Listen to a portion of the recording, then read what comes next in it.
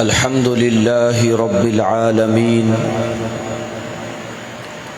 والصلاة والسلام على سيد المرسلين أما بعد فأعوذ بالله من الشيطان الرجيم بسم الله الرحمن الرحيم قال الله تعالى في كلامه المجيد والعاديات ضبحا فالموريات قدحا فالمغيرات صبحا فأثرن به نقعا فوسطن به جمعا صدق الله المولانا العظيم وصدق رسوله النبي الكريم الأمين إن الله وملائكته يصلون على النبي يا أيها الذين آمنوا صلوا عليه وسلموا تسليما درود و سلام الصلاة والسلام عليك يا رسول الله وعلى آلك وأصحابك يا حبيب الله الصلاة والسلام عليك يا نبي الله وعلى آلك وأصحابك يا خاتم النبيين نصیب چمکے ہیں فرشیوں کے عرش کے چاند آ رہے ہیں نصیب چمکے ہیں فرشیوں کے عرش کے چاند آ رہے ہیں جھلک سے جن کی فلک ہے روشن وہ شمس تشریف لا رہے ہیں جھلک سے جن کی فلک ہے روشن وہ شمس تشریف لا رہے ہیں زمانے بھر کا یہ قاعدہ ہے کہ جس کا کھانا اسی کا گانا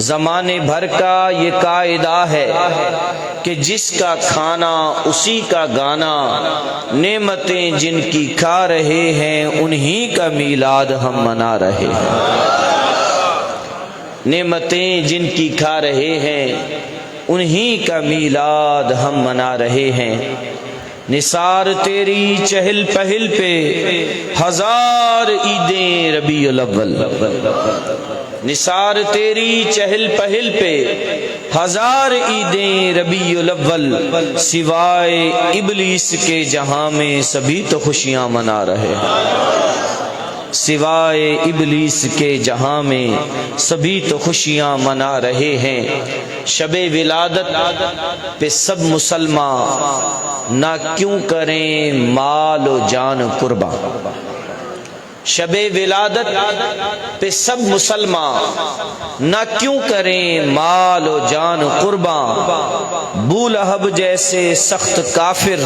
خوشی میں جب فیض پا رہے بو لہب جیسے سخت کافر خوشی میں جب فیض پا رہے ہیں نصیب چمکے ہیں فرشیوں کے عرش کے چاند آ رہے ہیں جھلک سے جن کی فلک ہے روشن وہ شمس تشریف لا رہے ہیں حمد و صلات کے بعد میرے معزز و محتشم سامعین کرام اس مسجد کے امام و خطیب حضرت مولانا مفتی وسیم صاحب دیگر علماء کرام ہمارے بزرگ جن کی صدارت میں یہ محفل سجتی ہے بابا جی سرکار اور آپ تمام احباب جو اس محفل میں تشریف لائے اللہ تبارک و تعالی آپ کا 12 روزہ ان محافل کو سجانا اور ہم سب کا حاضر ہونا اپنی بارگاہ میں قبول فرمائے میرے معزز و محتشم سامعین کرام میری گفتگو کا موضوع ہے نسبت مصطفیٰ صلی اللہ تعالی علیہ وآلہ وسلم جی ہاں، اگر کائنات میں نظر دوڑا کر دیکھا جائے تو سوائے اس نسبت کے بچتا ہی کچھ نہیں۔ جی ہاں، اگر کائنات بھی سجی ہے تو نسبت مصطفیٰ کا صدقہ سجی ہے۔ ہمیں بھی اگر کوئی مقام اور مرتبہ ملا ہے تو نسبت مصطفیٰ کا صدقہ ملا ہے، وگرنہ وہ لوگ کہ جنہیں حضور سے نسبت نہ ہوئی، اگرچہ انسان تو تھے، لیکن قرآن انہیں کہتا ہے ہم کل انعام بل ہم اضل۔ فرمایا جنہوں نے اللہ رسول کی معرفت کو حاصل نہیں کیا وہ انسان کہلانے کے لائق بھی نہیں، وہ چوپایوں جیسے ہیں بلکہ ان سے بھی گئے گزرے ہیں۔ وہ چوپایوں جیسے ہیں بلکہ ان سے بھی گئے گزرے ہیں۔ اور اسی انسان کو جب نسبت ہو گئی میرے آقا سے کہ وہ حضور کا امتی ہو گیا، یا اور نسبت ملی تو مصطفیٰ کا صحابی ہو گیا، تو اس نسبت والے انسان کو میرا رب جب خطاب کرتا ہے تو یا ایھا الذین آمنو کے ساتھ خطاب فرماتا ہے۔ جب تک بکے نہ تھے کوئی پوچھتا نہ تھا، جب تک بکے نہ تھے کوئی پوچھتا نہ تھا، تم نے خرید کر انمول کر دیا، تم نے خرید کر انمول کر دیا۔ جی ہاں، اگر غور کیا جائے تو اس کائنات کی ساری بہاریں نسبت مصطفیٰ کے صدقے سے صلی اللہ تعالی علیہ وآلہ وسلم۔ اور یہ نسبت کس قدر بلند ہے، کتنی اعلیٰ ہے، کتنی اونچی ہے، کس قدر رفعت والی ہے، اس کا اندازہ یقیناً آج دنیا میں نہیں۔ آج دنیا میں لوگ سمجھتے ہیں کہ اگر کوئی مقام ہے، مرتبہ ہے تو وہ روپے پیسے کا ہے، کوئی مقام و مرتبہ ہے تو وہ عہدے کا ہے، لیکن حقیقت یہ ہے کہ اس نسبت کا تمہیں پتہ چلے گا قیامت والے دن، یا پتہ چلے گا قبر میں کہ جب اس نسبت نے تمہارے کام آنا ہے، کہ رسول اللہ کا جب دیدار ہوگا قبر میں، اور اگر اس وقت میرے آقا ہماری اس نسبت کو ملحوظ خاطر رکھتے ہوئے صرف اتنا ہی فرما دیں فرشتوں چھوڑ دو یہ تو ہمارا ہے، سنو تو اس جہاں میں بھی کامیاب ہو گیا، اگلے جہاں میں بھی کامیاب۔ سبحان اللہ، نعرہ تکبیر، نعرہ رسالت، آمد مصطفیٰ، آمد مصطفیٰ۔ جو آیات بینات میں نے آپ کے سامنے تلاوت کرنے کا شرف حاصل کیا، بظاہر ان کے ترجمہ کو جب بندہ دیکھتا ہے تو کچھ ایسا محسوس نہیں ہوتا کہ اس کا موضوع سے کیا تعلق ہوگا، اور یوں بھی اگر میں کہہ دوں کہ خطاب کے لیے ان آیات کو موضوع شاید کبھی کوئی بناتا ہی نہ ہو۔ عموماً طور پر مشہور آیات بینات کو ہی موضوع بنایا جاتا ہے، لیکن میں نے تلاوت کی ہیں کیوں؟ آئیے کچھ ترجمہ و تفسیر کے حوالے سے بھی عرض کرتا ہوں۔ میرا رب ارشاد فرماتا ہے وَالْعَادِيَاتِ ضَبْحًا، فرمایا ان گھوڑوں کی قسم جو دوڑتے ہیں ہانپتے ہوئے۔ گھوڑا جب دوڑتا ہے تو اس کو سانس پھول جاتی ہے، تو اس گھوڑے کے دوڑنے کی بھی قسم فرمائی، اس کے ہانپنے کی بھی قسم فرمائی۔ فرمایا فَالْمُورِيَاتِ قَدْحًا، سم مارتا ہے زمین پر تو چنگاری نکلتی ہے۔ گھوڑا جب پتھریلی زمین پر دوڑتا ہے تو گھوڑے کے سم کے نیچے لوہا لگا ہوتا ہے، اب وہ لوہا جب پتھر سے ٹکراتا ہے تو وہاں سے کیا نکلتی ہے؟ چنگاری۔ فَالْمُورِيَاتِ قَدْحًا فَالْمُغِيرَاتِ صُبْحًا، اور یہ وہ گھوڑا ہے جو صبح صبح ہی کفار کی بستی کو ملیا میٹ کر کے رکھ دیتا ہے، تخت و تاراج کر کے رکھ دیتا ہے۔ فَأَثَرْنَ بِهِ نَقْعًا، اور وہاں دوڑتے ہوئے غبار اڑاتا ہے۔ فوسطنا به جمعا، اور کفار کی بستی کے بیچوں بیچ پہنچ جاتا ہے، درمیان میں پہنچ جاتا ہے۔ یہ تو آسان سا ترجمہ تھا ان آیات کا۔ اب غور کرنے کی بات ہے کہ اللہ رب العالمین جو کہ خالق کائنات ہے، مالک کائنات ہے اور رب العالمین ہے، آخر وہ اپنی مخلوقات میں سے ایک مخلوق گھوڑے کی قسم کیوں فرما رہا ہے؟ گھوڑے کی قسم کیوں ارشاد فرما رہا ہے؟ پھر اکیلے گھوڑے کی نہیں، کہیں فرماتا ہے کہ یہ گھوڑا دوڑتا ہے، ہانپتا ہے، مجھے اس کی قسم ہے۔ کہیں فرماتا ہے کہ یہ پاؤں مارے زمین پر تو چنگاری نکلتی ہے، تو مجھے اس کی قسم ہے۔ مالک کریم، ہمیں بات سمجھ نہیں آ رہی۔ فرمایا تم سمجھے ہو ایک عام گھوڑا، لیکن میں عام گھوڑے کا ارشاد نہیں فرما رہا، میں اس گھوڑے کی بات کرتا ہوں جس پہ محمد عربی کا غلام بیٹھا ہو۔ میں اس گھوڑے کا فرما رہا ہوں جس پہ میرے محبوب کا غلام بیٹھا ہو۔ کیا مطلب ہوا؟ کیا مطلب ہوا؟ فرمایا مطلب یہ ہے کہ جب میرے محبوب کا غلام میرے محبوب کا امتی بن کر، میرے محبوب کا محب اور عاشق بن کر، میرے محبوب کے حکم پر کسی جہاد کے لیے نکل پڑتا ہے، کفار کی بستی کی طرف نکل پڑتا ہے، اللہ کا کلمہ بلند کرنے کے لیے نکل پڑتا ہے، وہ میرے محبوب کا غلام جب بیٹھتا ہے گھوڑے پر، تو فرمایا اس گھوڑے کو نسبت ہے محبوب کے غلام سے، اور محبوب کے غلام کو نسبت ہے میرے محبوب سے۔ تو میں اس نسبت کی وجہ سے اس گھوڑے کی بھی قسم فرماتا ہوں، اس کے سم کی بھی قسم ارشاد فرماتا ہوں۔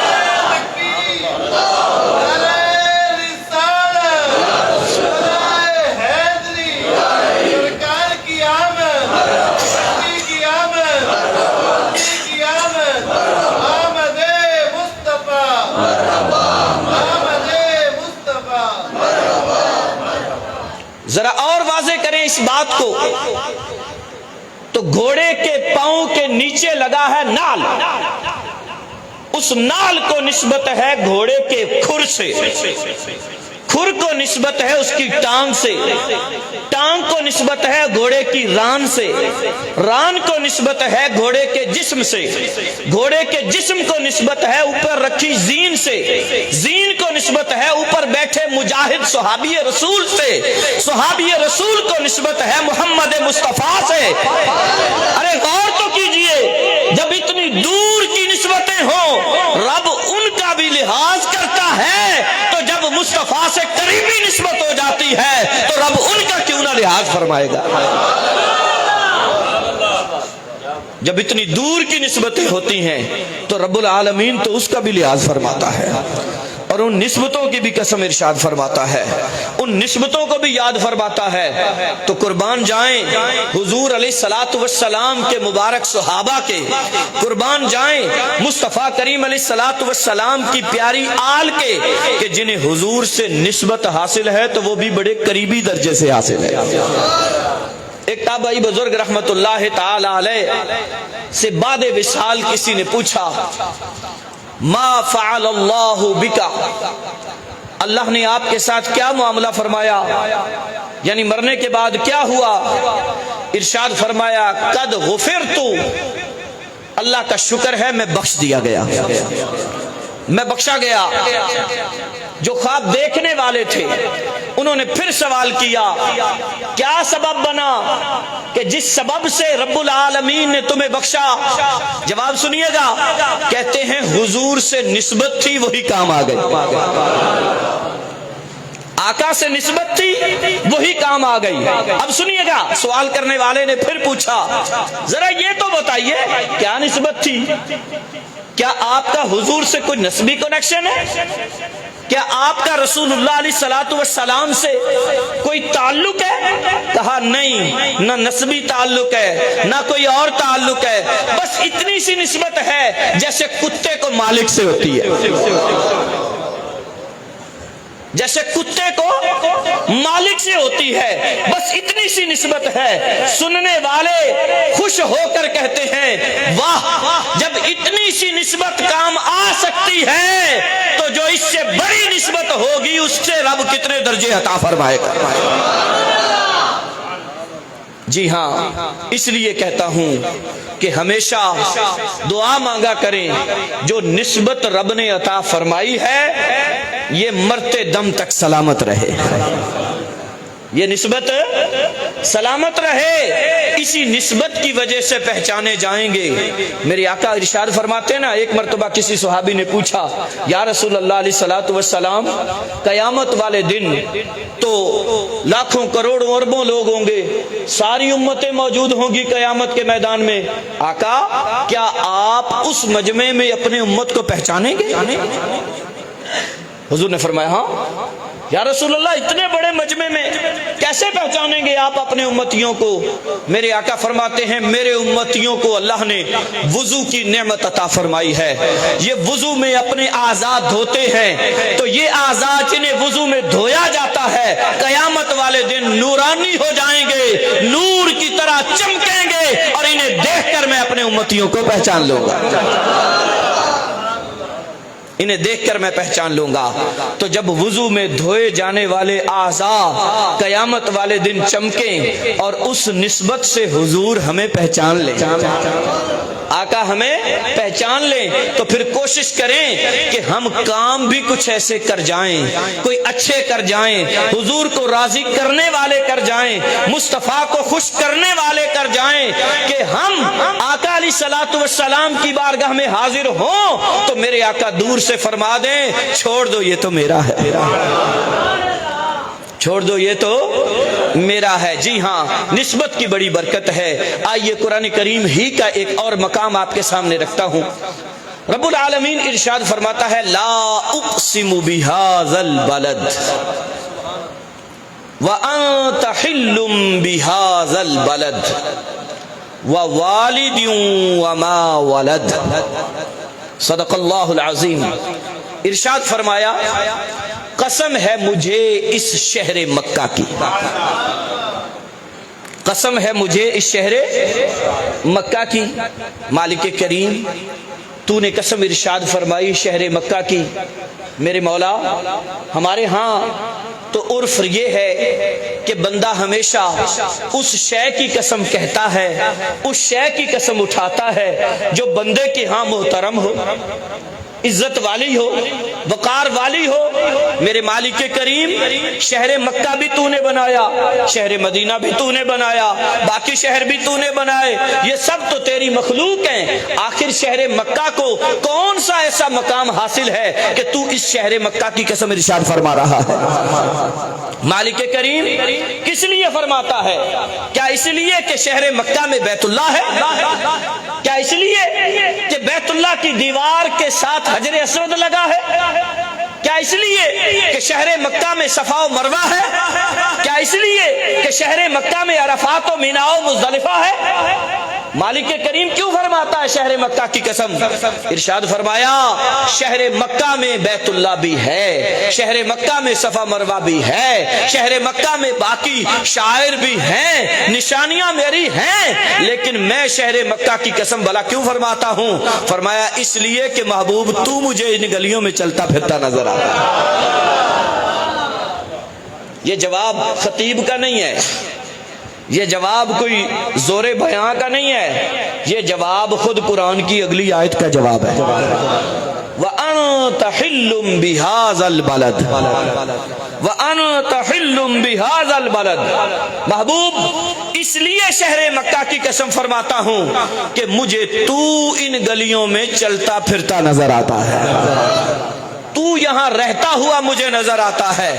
سوچو تو صحیح، شہر مکہ کو اور بھی نسبتیں ہیں، مگر شہر مکہ کی قسم اگر رب فرماتا ہے تو اس لیے کہ یہ محبوب کا مسکن ہے، اس لیے کہ یہ محبوب کا مسکن ہے، محبوب کی ولادت گاہ ہے، محبوب کے رہنے کی جگہ ہے۔ تو جس شہر مکہ کو نسبت ہو میرے محبوب سے، وہ رب کے ہاں اتنی عرفہ ہو جائے، بلند ہو جائے کہ رب العالمین اس کی قسم ارشاد فرمایا۔ اور یہی وجہ ہے کہ صحابہ کرام علیہ رضوان بھی چاہتے تھے کہ کسی نہ کسی ذریعے سے میرے گھر کو حضور سے نسبت ہو جائے، میری ذات تو نسبت ہے ہی ہے، میرے گھر کو حضور سے نسبت ہو جائے، میری خدا چیز کو حضور سے نسبت ہو جائے، کہ اس نسبت کی وجہ سے اس شہر کا مقام بھی بلند و بالا ہو جائے گا۔ ایک حدیث مبارک پیش کرتا چلا جاؤں، 1185 نمبر حدیث ہے بخاری شریف، اور ایک نیشنل نمبر ہے، گوگل پہ سرچ کریں آ جائے۔ مقبول بن ربیع صحابی رسول ہے، اس حدیث کے راوی ہیں، فرماتے ہیں کہ نبی کریم علیہ الصلوۃ والسلام کے صحابی میں عثمان بن مالک، آپ بارگاہ مصطفیٰ علیہ السلام میں ایک دن آئے اور آپ نے عرض کی، یا رسول اللہ صلی اللہ علیہ وسلم، میں ایک قوم کو نماز پڑھاتا ہوں، امامت کرتا ہوں، میرے اور مسجد کے درمیان ایک وادی ہے، جب بارش آتی ہے تو وہ وادی پانی سے بھر جاتا ہے، وادی بمانا نالا، مسجد تک پہنچنا ممکن نہیں رہتا۔ دوسری غرض یہ ہے کہ اب میری بیداری بھی کمزور ہو چکی ہے، اب مسجد تک جانا بھی میرے لیے مشکل ہے۔ یا رسول اللہ صلی اللہ علیہ وسلم، اب میں چاہتا ہوں کہ نماز گھر ہی پڑھ لیا کروں، ایک وجہ بارش، دوسری وجہ میری بیداری۔ تو رسول نے فرمایا ٹھیک ہے، اچھی بات ہے، گھر پڑھ لیا کرو، اگر نہیں جا سکتے ادھر اکیلا۔ بخاری کے الفاظ ہیں، عرض کیا آقا، میں نماز تو گھر پڑھ لوں، لیکن میرا دل چاہتا ہے کسی دن آپ آئیں میرے گھر آ کے نماز پڑھیں، جہاں آپ پڑھیں گے نا میں اس کو مصلی بنا دوں گا، جہاں آپ نماز پڑھیں گے نا میں اس جگہ کو مصلی بنا دوں گا۔ میرا ایک سوال ہے، کیا حضرت اقبال بن مالک کو نہیں پتا کہ اللہ نے پوری زمین پاک کر دی؟ رسول اللہ کے صدقے پوری زمین کیا ہو گئی ہے؟ بولیے کیا ہو گئی؟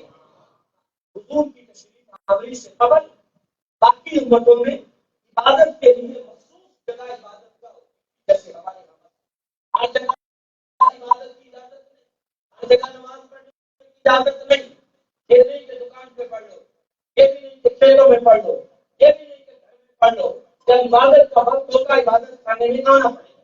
یہ پچھلی امتوں میں تھا، لیکن میرے آقا صلی اللہ علیہ وسلم کو اللہ نے جو شان بخشی، جو مقام دیے، جو رفاقتیں دی، ان میں سے ایک مقام یہ بھی ہے کہ آقا فرماتے ہیں جو پورا رب نے میرے لیے پوری زمین کو مسجد بھی بنا دیا، پاک کرنے والی بھی بنا دیا، مسجد بھی بنا دیا، پاک کرنے والی بھی بنا دیا۔ جی ہاں، یہ پاک کرنے والی سے کیا مراد ہے؟ پچھلی امتوں میں تیمم کی نعمت نہیں تھی، پچھلی امتوں میں تیمم کی نعمت نہیں تھی، تم مر سکتے ہو تم مر جاؤ، لیکن غسل ہی کرنا پڑے گا، پانی ٹھنڈا ہے تو کچھ نہیں ہوگا، وضو اور غسل ہی نہیں ہوگا، پانی نہیں مل رہا تو تلاش کرو، جہاں سے چاہو تلاش کرو، عبادت کرنی ہے تو وضو غسل کرنا پڑے گا۔ لیکن پیارے آقا کے صدقے جہاں اور نعمتیں ملی امت محمدیہ کو، جہاں اور انعام ملے اس امت کو، اس میں سے یہ بھی ملا کہ رب نے اس زمین کو مسجد بھی بنا دیا اور اس کا پاک کرنے والی بھی بنا دیا۔ تیمم کی نعمت بھی ملی تو سلام اب سب کو پتہ نہیں ہوگا، اس لیے میرے ذہن میں یہ بات آئی ہے کہ عرض کرتا چلا جاؤں کہ تیمم کیا ہے۔ تیمم وضو اور غسل کا نائب اور خلیفہ ہے، وضو اور غسل کا نائب اور خلیفہ ہے کہ جب آپ وضو نہ کر سکتے ہو، یا آپ غسل نہ کر سکتے ہو، یا پانی ہی نہیں ہے آپ کے پاس، تو ایسی صورت میں اس شریعت مطالعہ نے چند شرائط کے ساتھ آپ کو تیمم کرنے کی اجازت ہے۔ تیمم میں 3 فرض ہے، وضو میں 4 ہے، تیمم میں کتنے فرض ہیں؟ پہلا فرض ہے، پہلا فرض کیا ہے؟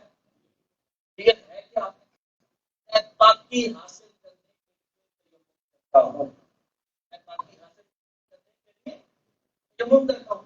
اب تیمم کیا ہے؟ پاک مٹی یا مٹی سے بنی کوئی بھی شے، دیوار مٹی کی ہے، چینی کی ٹائلیں مٹی کی ہے، جو چونا وغیرہ ہوتا ہے یہ بھی مٹی کا ہے. اسی طرح ذرا مٹی کی جنس سے جو چیزیں ہیں ان میں سے کسی بھی شے پر ہاتھ مارنے، ان ہاتھوں کو جھاڑنا ہے، جھاڑ کے پھر دوبارہ ہاتھ مارنے، پھر جھاڑنے، جو دائیں بازو کا سارا مسا کر دینا جتنا بازو، پھر اسی طرح بائیں بازو کا مسا کر دینا جتنا بازو دھویا جاتا ہے، یہی تیمم ہے. غسل کا تیمم بھی یہی ہے اور وضو کا تیمم بھی یہی ہے. کرنا ہے تو بھی یہی ہے اور اگر وضو کے لیے کرنا ہے تو بھی یہی ہے. اور دو موقع ایسے ہیں کہ آپ شہر میں رہتے ہوئے بھی تیمم کر سکتے ہیں. پانی ہے، آپ شہر میں بھی ہیں پھر بھی تیمم کر سکتے ہیں. نمبر ایک، جب آپ نماز جنازہ کے لیے حاضر ہوئے اور نماز جنازہ کھڑی ہو چکی، آپ اگر وضو کریں گے تو چاروں تکبیریں نکل جائیں گی. تو آپ کو شریعت نے اجازت دی ہے آپ تیمم کریں اور جنازے میں شامل ہوں. اسی طرح آپ عید کے لیے حاضر ہوئے، عید کی نماز کھڑی ہو چکی ہے، آپ اگر وضو کریں گے تو نماز عید ہو چکے گی. تو آپ کو یہاں بھی شریعت نے اجازت دی ہے کہ آپ تیمم کریں اور نماز عید میں شامل ہو جائیں. تو میں نے کہا چلے بیچ میں یہ مسئلہ بھی عرض کرتا چلا جاؤں. اب میں آگے بڑھتا ہوں. اس موضوع کو میں لے کر چل رہا تھا. میرے پیارے آقا صلی اللہ تعالی علیہ وسلم فرماتے ہیں جعلت لی الارض مسجدا وطہورا، اللہ نے میرے لیے پوری زمین کو مسجد بھی بنا دیا، پاک کرنے والی بھی بنا دیا. پاک کرنے والی بھی بنا دیا. کیا حضرت اقبال بن مالک کو نہیں پتا تھا کہ زمین تو ساری مسجد ہو چکی ہے، زمین تو ساری پاک ہو چکی ہے، مجھے حضور سے کہنے کی ضرورت نہیں. یا دوسرے لفظوں میں یوں کہہ دیں کہ جیسے کیا حضور سے نسبت ہوگی تو پھر کیا ہوگا، حضور نے جہاں نماز پڑھی تو پھر کیا ہو گیا. میں نہیں کہتا، صحابہ کرام سے پوچھیے. ٹھیک سے صحابہ کرام سے پوچھیے. یہ تو ایک حدیث ہے نا کتاب الصلاۃ کے اندر، بخاری کتاب الصلاۃ کے اندر کمو بیش 20 سے 25 حدیثیں ایک ہی صحابی عبداللہ ابن عمر کی آئی ہے اور وہ کہتے ہیں میں نے مدینے سے لے کر مکے تک رستے کے سارے مقام یاد کیے ہوئے ہیں کہ حضور جب مدینے سے مکہ آتے تھے یا واپس جاتے تھے مصطفیٰ کہاں قیام کرتے تھے، کہاں سوتے تھے، کہاں نماز پڑھتے تھے، مجھے سب یاد ہے اور میں بھی ادھر ہی پڑھتا ہوں جہاں مصطفیٰ پڑھا کرتے ہیں. تکبیر، نعرہ رسالت، نعرہ حیدری، سرکار کی آمد، سرکار کی آمد، سرکار کی آمد، سرکار کی آمد، آمد مصطفیٰ. کہتے ہیں مجھے وہ سارے مقام یاد ہے کہ جہاں رسول اللہ اترتے، جہاں رسول اللہ رات پڑھتے، جہاں رسول اللہ نماز پڑھتے. مجھے کہنے دیجیے یار کیا اس کا مقام ہوگا، کیا محبت کا انداز ہوگا کہ وہ تو کر رہا ہے مگر عبداللہ ابن عمر ان باتوں کو بھی یاد رکھتے ہیں کہ حضور کے قدم کہاں لگے. نماز ہے، عبادت اللہ کی ہے، مگر یاد رکھا ہوا ہے کہ حضور نے کہاں پڑھی تھی. اب میرا سوال ہے اگر کوئی فرق نہیں پڑتا، قبر میں کچھ نہیں ہے، برکت کچھ نہیں ہے، نسبت کچھ نہیں ہے، تو پھر عبداللہ بن عمر سے پوچھیے نا جو خود بھی صحابی ہیں، صحابی کے بیٹے ہیں، مصطفیٰ کی بارگاہ میں حاضری دیتے ہیں، علم بھی حضور سے سیکھا ہے. ایک قول کے مطابق مدینے میں جو 4 عبداللہ نام کے بڑے مفتی صحابہ تھے ان میں عبداللہ بن عمر کا شمار ہوتا ہے. مدینے کا مفتی عبداللہ ابن عمر رسول اللہ سے فیض یافتہ، حضور سے فیض لینے والے بتا رہے ہیں لوگوں نماز تو ہر جگہ ہو جاتی ہے جو بات ہوتی ہے، لیکن جہاں حضور پڑھے پھر وہاں کا مدر ہی کچھ اور ہے. مدر کچھ اور ہے. یاد کی مجھے وہ جگہ یاد کی مجھے اور وہ سارے مقامات انہوں نے بخاری شریف کے اندر بیان فرمائے. سارے مقامات آئے خدا جگہ حضور اترتے تھے. یہاں تک کہ کچھ جگہوں پر آپ نے مساجد بنا دی تھی.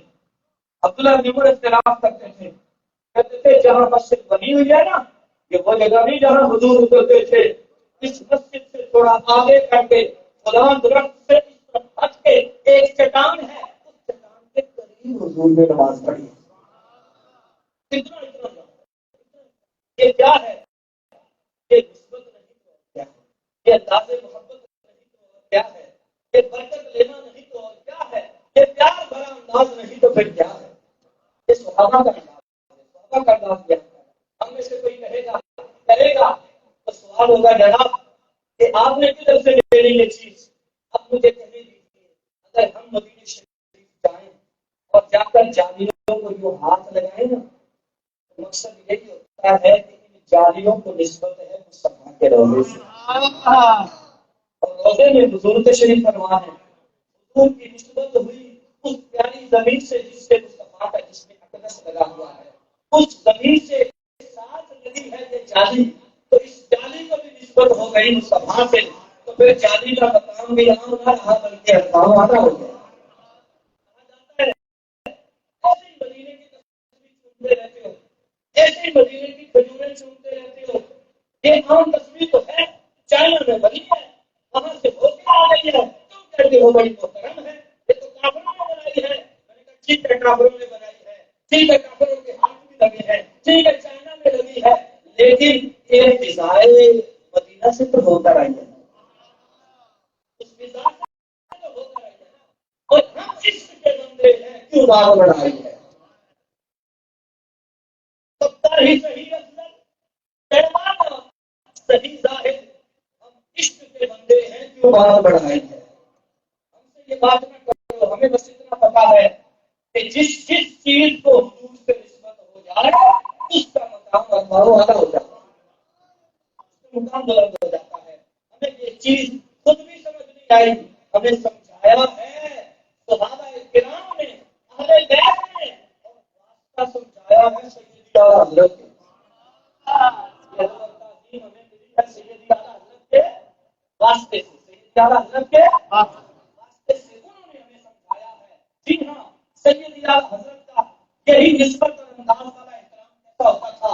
سنیے گا ایک جملہ، پھر میں واپس آتا ہوں امام بن مالک پر. حضرت سیدنا امام احمد رضا رحمۃ اللہ تعالی علیہ حضرت جب کوئی شخص حج کر کے آتا تو آپ اس سے ملنے جاتے، اس سے دعا کرنے سے پہلے، ملاقات سے پہلے سیدی اعلیٰ حضرت ایک سوال کرتے، کہتے ہیں کیا مدینہ شریف حاضری ہوئی تھی؟ کیا مدینہ شریف حاضری ہوئی تھی؟ کیوں بنا؟ اس لیے کہ آج بھی کچھ لوگ ہیں اس وقت تھے جو کہتے تھے حج تو مکے میں ہی ہو جاتا ہے، مدینے جانے کی کیا ضرورت ہے؟ حج تو مکے میں ہی ہو جاتا ہے، مدینے جانے کی کیا ضرورت ہے؟ اس وقت بھی کہتے تھے، آج بھی کچھ کہتے ہیں. سیدی اعلیٰ حضرت یہ پرکھنا چاہتے تھے، جاننا چاہتے تھے کہ کہیں ان میں سے تو نہیں، کہیں ان میں سے تو نہیں.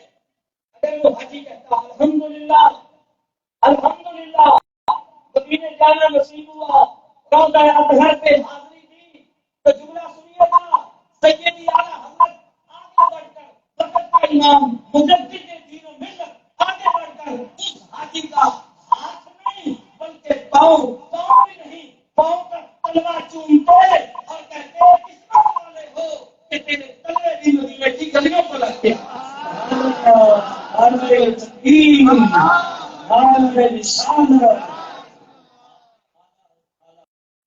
عشق محبت عشق محبت عشق محبت عشق محبت عشق محبت عشق محبت مصطفیٰ. میرے آقا صلی اللہ علیہ وسلم کی خدمت میں حضرت اقبال بن مالک آئے. آقا ایک قوم کو نماز پڑھاتا ہوں، بیچ میں ایک باقی ہے، بارش آئے تو پانی سے بھر جاتی ہے، آنا جانا مشکل ہو جاتا ہے، آنکھوں کی بینائی بھی کمزور ہو گئی. یا رسول اللہ اجازت ہو تو گھر نماز پڑھ لوں؟ فرمایا اجازت ہے.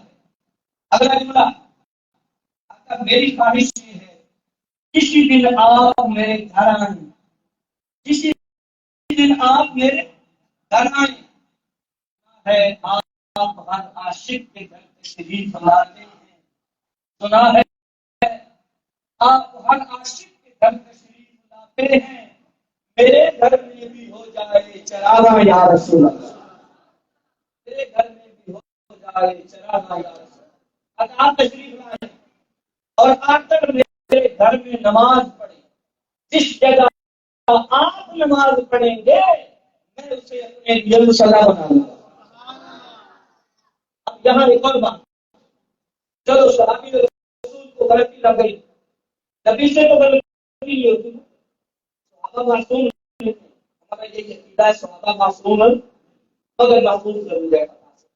حضور علیہ السلام کو سلام سمجھاتے تھے، حضور ہی بتا دیتے تھے یہ کیا بات کر رہے، کیا ضرورت ہے آنے کی، میں بھی نئے برائے نہیں ہوں، میرے قدم لگنے سے کیا ہو جائے گا، میرے آنے سے کیا ہو جائے گا، ہر جگہ دھرتی پاک ہے، جہاں چاہو نماز پڑھ لو، ہو جاتی ہے زبان۔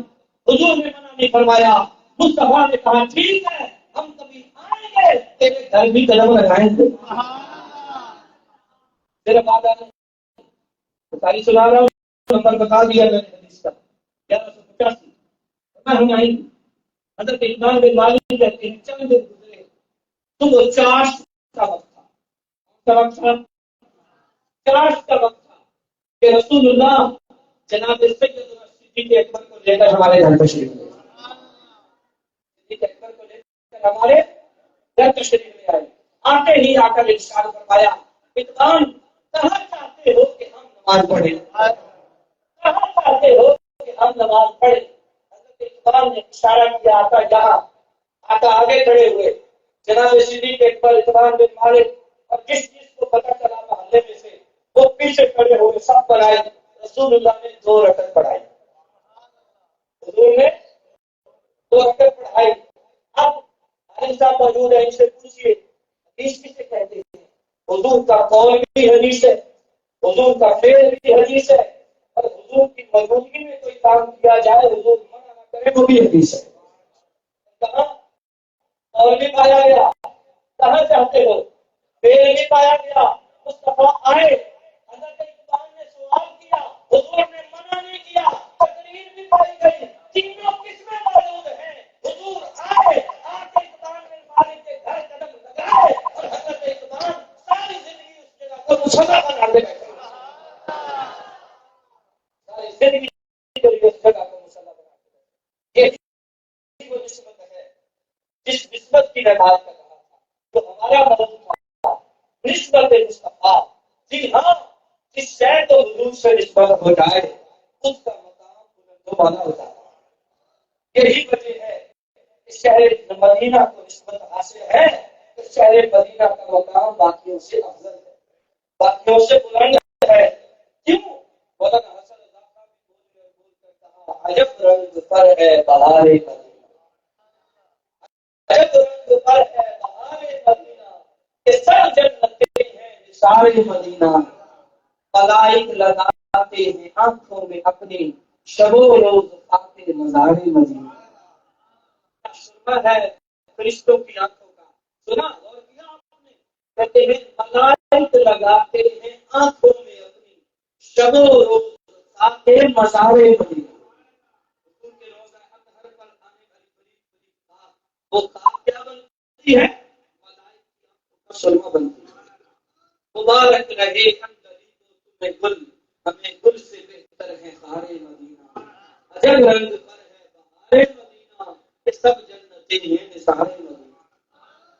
تو خدا نے ہے مرتبہ تجھ کو دیا، نہ کسی کو ملے نہ کسی کو ملا، کہ کلام مجید میں آئی شہا، تیرے شہر کلام و وفا کی قسم، لا بهذا البلد وأنت حل بهذا البلد، محبوب قسم ہے مجھے اس شہر مکہ کی چونکہ تو اس شہر میں رہتا ہے، تیرا مسکن ہے یہ شہر، تیرا مولد ہے یہ شہر، تیرا وطن ہے یہ شہر، محبوب مجھے قسم ہے شہر مکہ کی۔ جی ہاں، جس چیز کو نسبت ہوتی جاتی ہے میرے آقا سے اس کا مقام کل بھی بلند تھا، آج بھی بلند ہے، قیامت تک بلند رہے گا۔ قیامت میں جب ہمیں نسبت ہوگی تم سے یہی ایمان والی، تو یہی نسبت قبر میں بھی کام آئے گی، قیامت میں بھی کام آئے گی، جنت جانے میں بھی کام آئے گی۔ سلامت رکھے، آمین۔ وآخر دعوانا الحمدللہ رب العالمین۔